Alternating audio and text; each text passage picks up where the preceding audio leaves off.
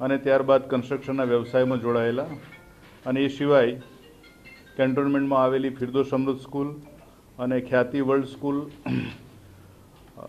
ખ્યાતિ ફાઉન્ડેશનના નામથી એજ્યુકેશન ઇન્સ્ટિટ્યૂટ છે, એમના નર્સિંગ કોલેજ છે અને BBA BCAના જે કોર્સીસ ચલાવતી ઇન્સ્ટિટ્યૂટ એમના પોતાની છે. 2021માં એશિયન બેરિયાટિક એન્ડ કોસ્મેટિક હોસ્પિટલમાં એ ભાગીદાર બનેલા છે. એ જ જગ્યા છે જ્યાં હાલ ખ્યાતિ હોસ્પિટલ આવેલી છે અને ત્યારબાદ 2022માં એમણે આ ખ્યાતિ હોસ્પિટલ વિધિવત શરૂ કરેલી. આ તમામ વ્યવહાર જે ખ્યાતિ હોસ્પિટલનો છે એ કાર્તિક પટેલના કહેવા મુજબ અને એમના જે પણ વ્યવહારો જે છે બેન્કિંગના અથવા તો જે પણ નાણાં ચૂકવવાના છે એ એમની પોતાની સહીથી જ કરવામાં આવતા હતા.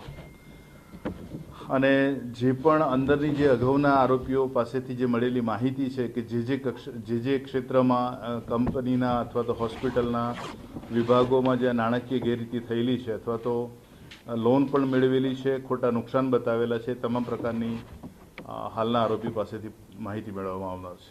સાહેબ, ઓસ્ટ્રેલિયા કોના ત્યાં રોકાયો હતો? ઓસ્ટ્રેલિયાથી દુબઈ ક્યારે ગયો હતો અને ક્યાં કોના ત્યાં રોકાયો હતો?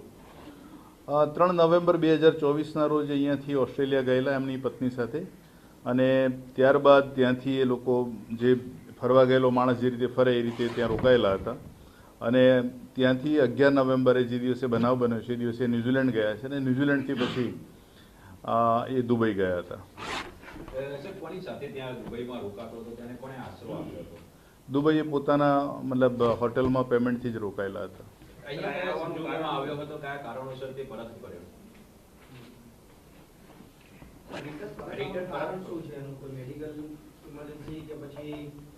હાલની પૂછપરછ દરમિયાન એમણે જણાવ્યું છે કે એમની પત્નીની તબિયત વધારે ખરાબ હતી અને એમને મેડિકલ સારવારની જરૂર હતી, એટલે વધુ સમય સુધી એ ભાગતા ફરી શકે એમ નહોતા, એટલે એ કારણોસર એમને ફરજ પડી કે તરત જ પરત આવ્યા.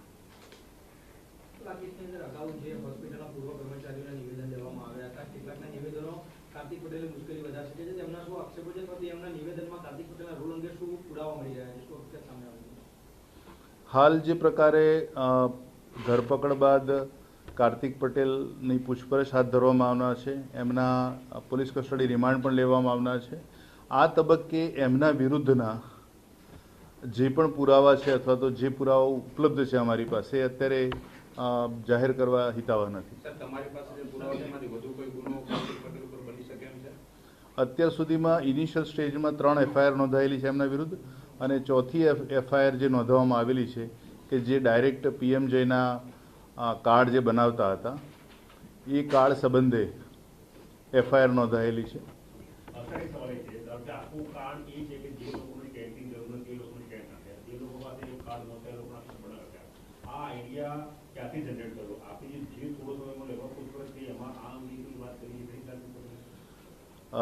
જે અત્યારે જેમની ધરપકડ પછી આ જે પ્રેસ કોન્ફરન્સ થાય છે સમયગાળો વચ્ચે બહુ ઓછો છે, એટલે વિધિવત જે પૂછપરછ કરવામાં આવનાર છે એમાં આખી જે લંબાણપૂર્વકની પૂછપરછ બાદ આ તમામ પ્રકારની માહિતી અને જે પણ પ્રશ્નોના જવાબ મેળવવાના છે અથવા તો જે પુરાવા એકત્રિત કરવાના છે એ કરવામાં આવનાર છે.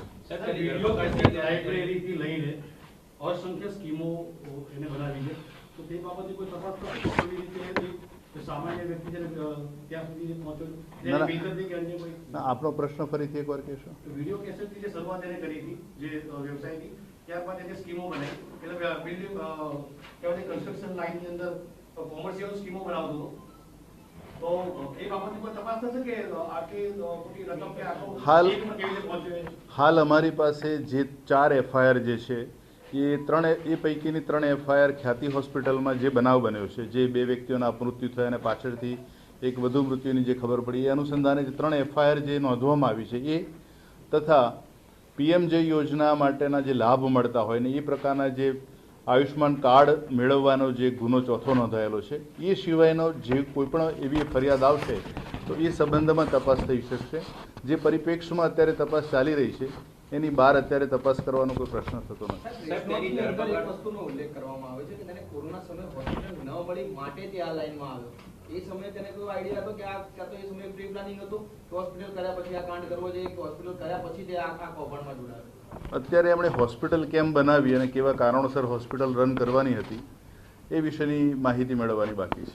જ્યારે તેને એરેસ્ટ કરવામાં આવે ત્યારે તેની પાસે ડિજિટલ ઓફિશિયલ કોઈ પુરાવા એકત્ર થયા હોય અથવા તો દસ્તાવેજી કોઈ પુરાવા મળી આવ્યા હોય એવું કાંઈ? અત્યારે એમની પાસેથી કોઈ પણ ડિજિટલ પુરાવા જ્યારે એમની ધરપકડ કરવામાં આવી છે એ સમયે એમની પાસેથી એવા કોઈ ડિજિટલ પુરાવા કે દસ્તાવેજી પુરાવા મળેલા નથી.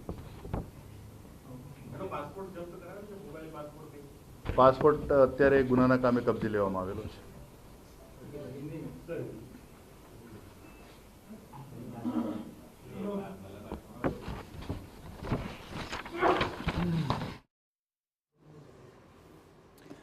કાર્તિક પટેલ હવે પોલીસ પકડમાં આવી ચૂક્યો છે. પોતાની પત્નીની તબિયત નાદુરસ્ત હતી અને તેની સારવાર માટે તે અહીં અમદાવાદ એરપોર્ટ પર ઉતર્યો, સાથે જ તેને દબોચી લેવામાં આવ્યો.